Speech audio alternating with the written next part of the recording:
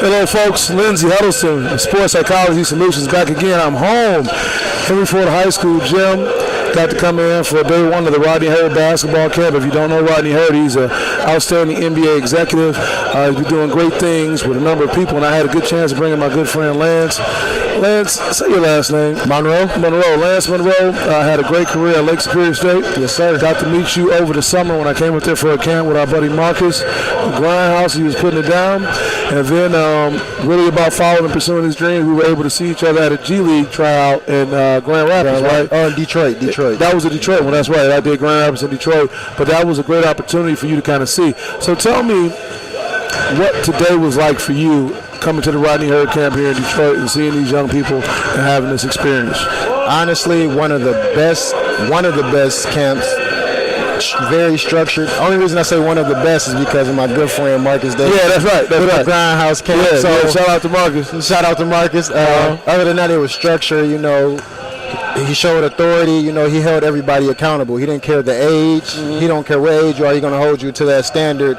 As if every kid up here want to pursue that dream of being a college athlete and an NBA player, so he's going to hold everyone to that standard, even us as coaches, because one day we might be in a position to coach in the NBA. Right. No, you're right about that. And why do you think that's important that, you know, you talked about the authority, you talked about standard. Why do you think that's important? I feel like in more urban areas, a lot of kids don't get that guidance. Sure. And then once they show up to college or the NBA, you know, because of their background, I feel like it takes them out of that place. It puts them in a more bad position than what they're already in. You know, They can't fend for themselves because they don't know no better. Right. So having someone of their own to come back and tell them, you know, this is what I went through and this is what you have to do. Right. I feel like that show kids that, you know, you can go out there and do it. You just have to be presentable. You have to be personable. You have to have a good head on your shoulders. You have to be willing to listen, and to continue. He said a lot of things that you recapped that many people will say, well, you're supposed to be like that. But like you and I know, coming from Saginaw, coming from Detroit, certain things have been accepted. But when you try to get into this environment, it's not just basketball. You're talking about high-level basketball.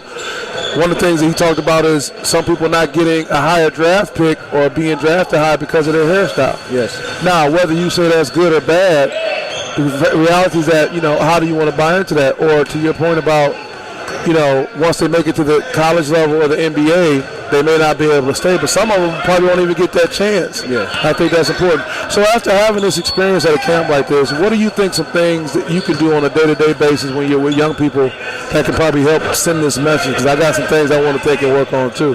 As far as this camp, I feel like, you know, it taught me as myself to be a better man, you know, to hold myself accountable. Because these kids are not going to, they don't know no better. So he put it on us to hold ourselves accountable, so then they will act as we do. Sure. So I feel like, you know, we just example setters. So we have to set the example so the kids can follow along. And like, I follow the example of you and Coach Hurd, so therefore I want to be like y'all. I'm going to keep following y'all example, and hopefully I present myself in the way that we want these kids to be. Right.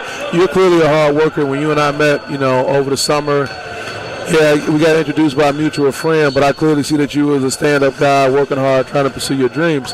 You know, and it seems like it may be easier for you to kind of follow those things.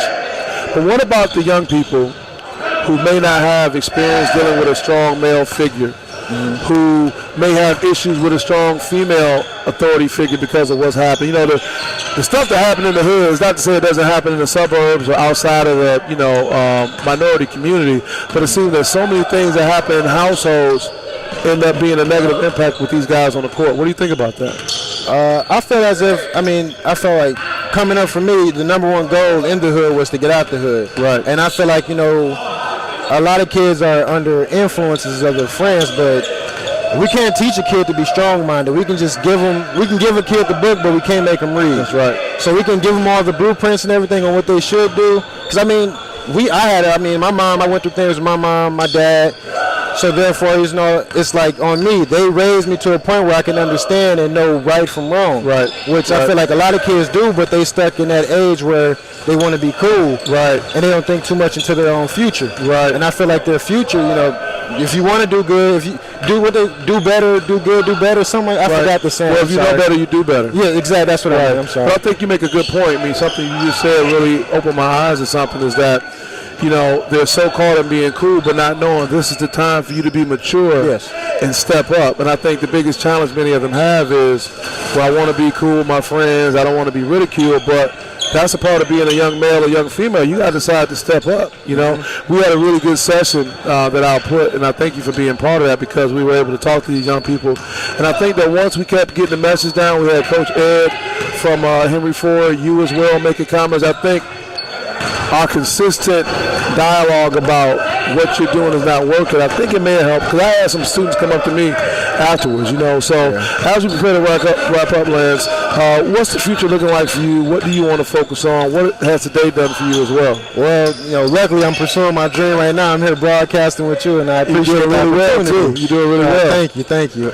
Just more going to the broadcasting area, though. I want to stick with basketball. I mean, even if I got to come out and help kids all day, I love it. Sure. Just being able to give back. That's a big thing for me. I want to help people. Well, it really comes out in the person you are. So whoever's watching this video, you can keep an eye out for Lance and the work he's doing. He'll come to a community near you. And, same with Sports Psychology Solutions. We're trying to be there, be authentic, be right on the sidelines, be right at the court, and bring in positive things to help these young people succeed in sports as in life. So I really appreciate you, Lance. Thank you. Yeah, we had a good day, man. All right? Yes, sir. Talk to you guys soon. All right.